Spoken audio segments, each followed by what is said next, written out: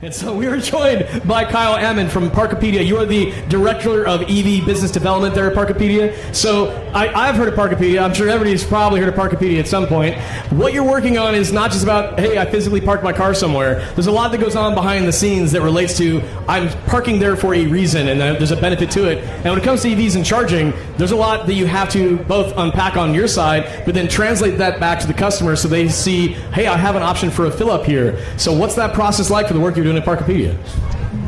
Yeah, absolutely. So Parkopedia, we're really focused on how we get these points of interest and connect them to drivers inside the dash of vehicles. Right? We feel like when you're driving a vehicle, that's when you should be getting information about the vehicle and where you should be going. So we really focus in 4 different areas. That's going to be parking, charging, fueling, and tolling. I'm obviously most concerned about the EV charging side, and that's what we're working on. Well, so there's a lot that goes into that because it's not just, again, there's multiple brands of vehicles. Doesn't matter what car you're driving, you can park at Parkopedia. When it comes to how do I fill up at a Parkopedia, there's a lot of different ways you can unpack that for what's the network, what's the connector, what's the charging speed, and then how is that translated back out to the driver so they know that they have that as a benefit. That's, I mean, at the end of the day, like, this industry is a lot about herding cats. That's a lot of cats. So... Yeah, for us, it's really, we don't do anything in the physical world, right? We don't have physical parking lots. We don't have physical chargers. We're much like you. We're all about aggregating all those services, providing additional value, and making sure that we're enhancing the driving experience, right? So for us, we look at it in a few different ways. 2 of the ways we look at it is enhancing discovery and enhancing transactions, right? So how do we help drivers find the places that they're trying to go, and how do we improve that experience? And then once they get there, how do we simplify transactions, right?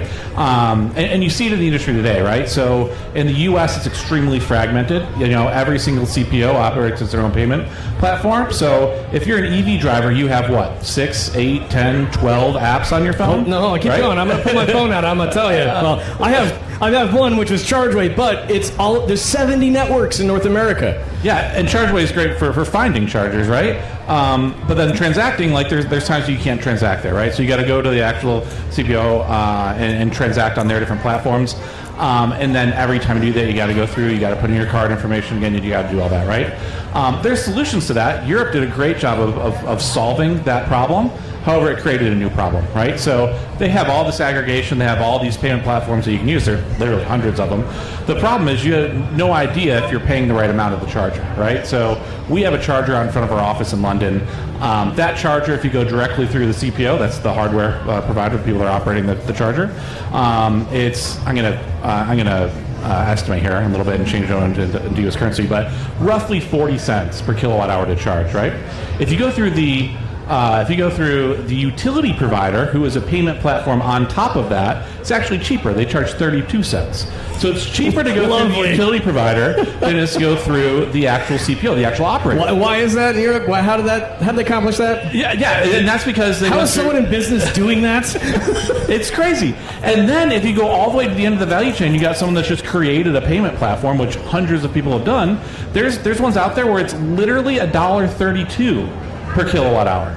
So you go from 40 cents to 30 cents while going up a level, and then the next level goes to $1.32 per kilowatt hour. See, I've viewed the utility always as the upstream fuel. That's upstream fuel at this point. Yeah. In a liquid fuel context, that's the utility. But in that particular example, you've got the utility competing with the network for the customer's business.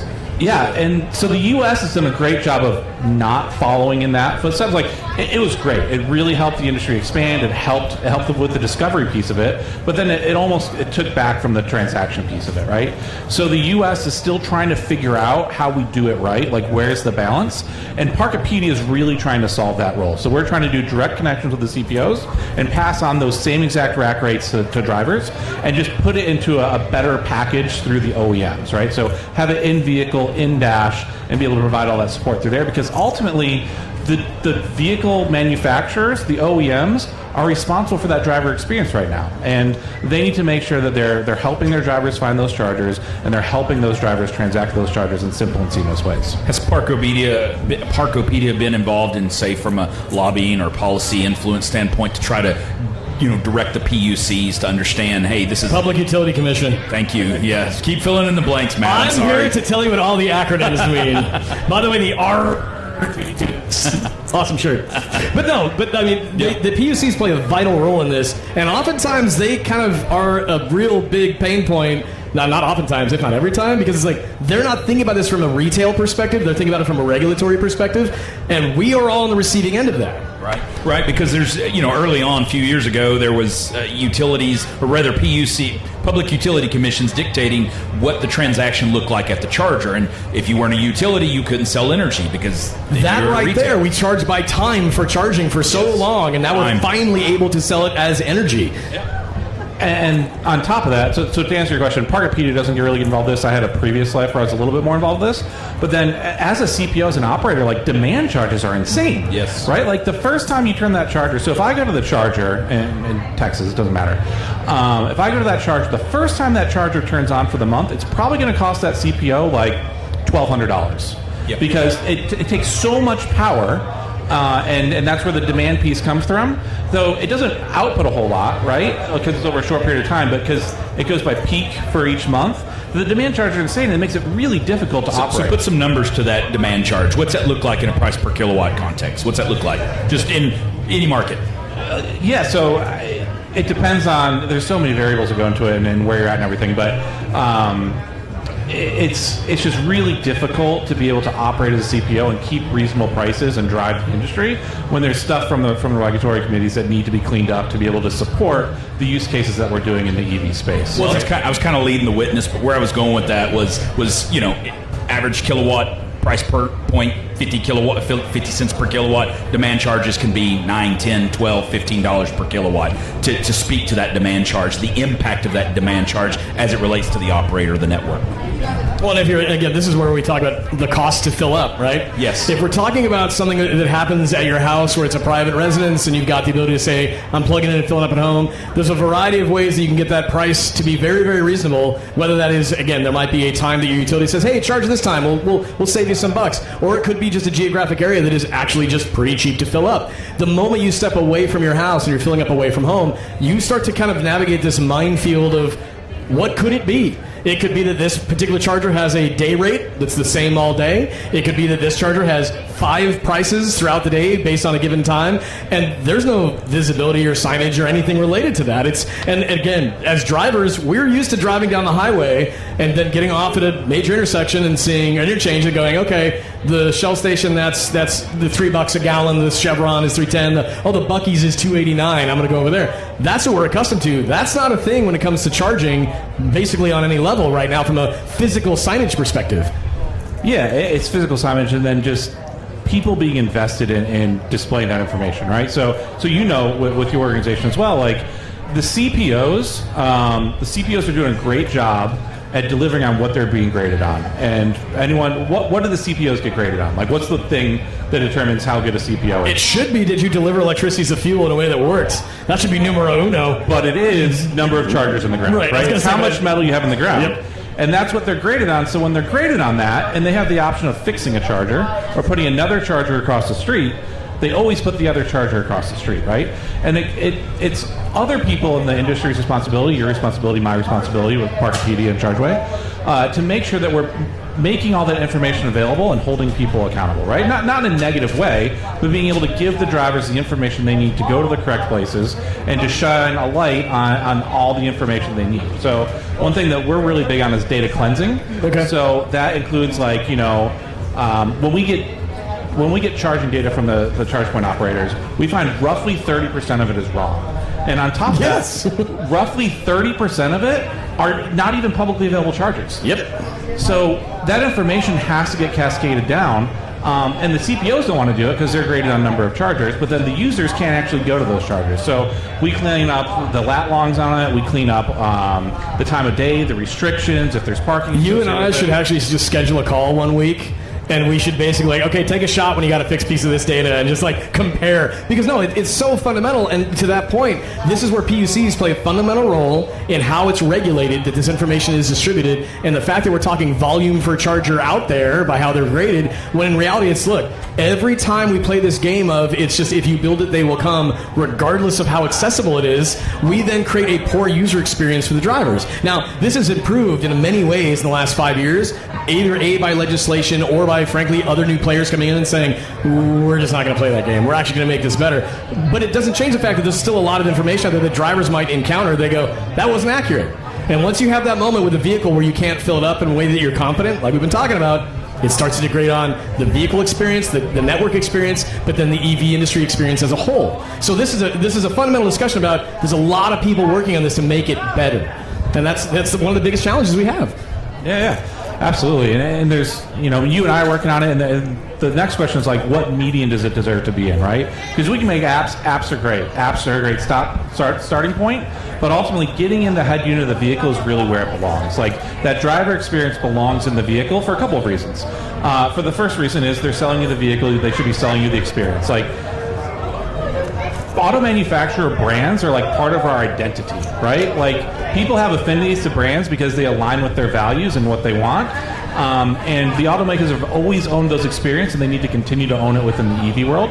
But also, it's just safer, right? Like, do we really want people messing around on their phones trying to figure out if the place that is telling them to stop actually works? Is there actually a charger there? Is there amenities near it? Or should all that just be displayed for them? Or even better, should we be using their preferences to help drive them to the correct places? Well, and a lot of that is built around the software that the OEMs are able to develop.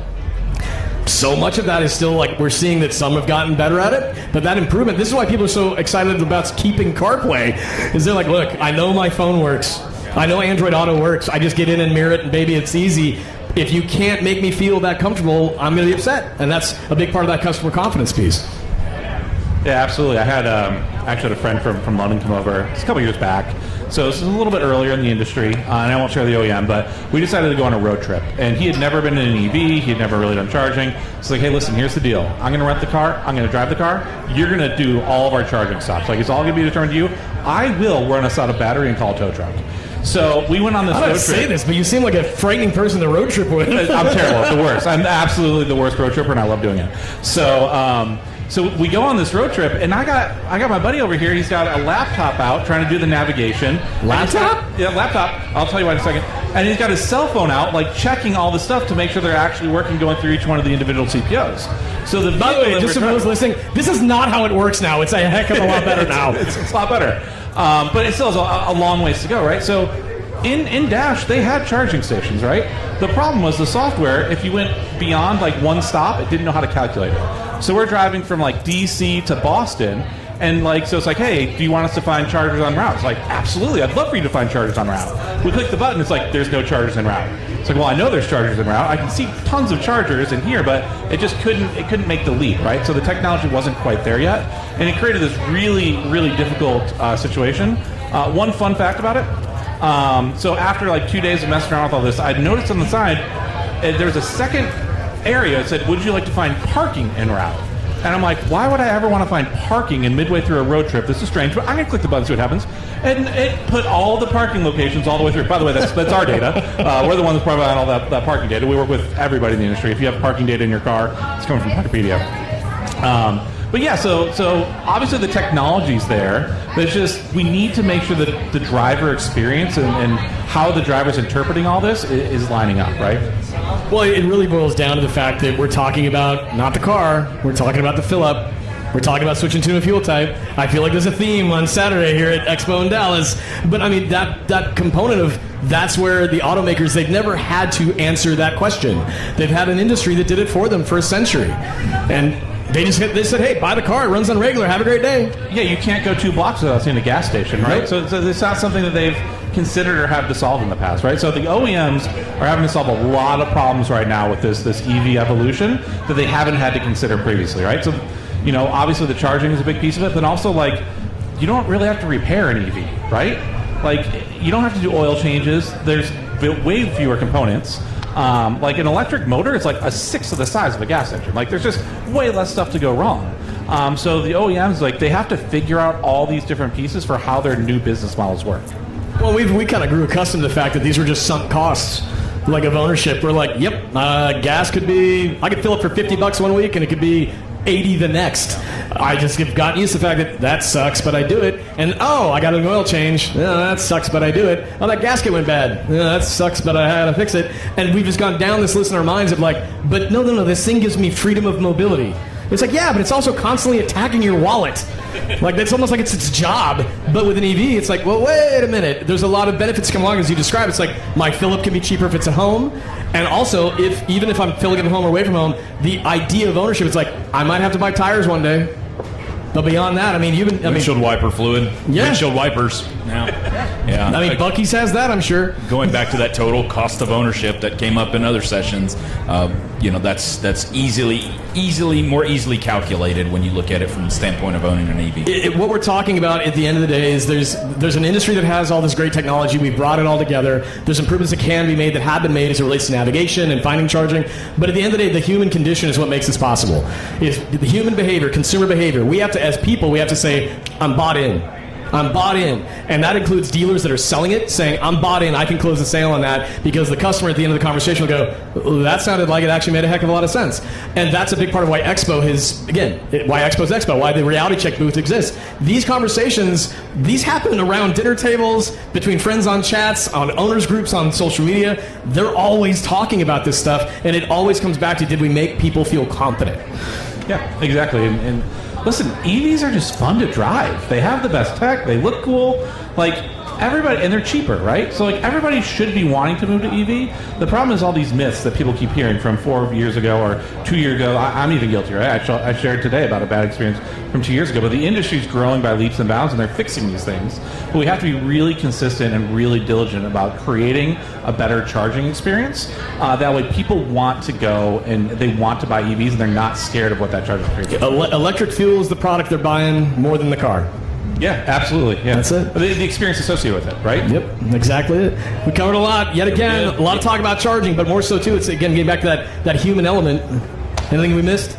No, I would just say, elevator pitch around Parkopedia. How does the value that you're creating in this space translate to me as an EV driver? Yeah, absolutely.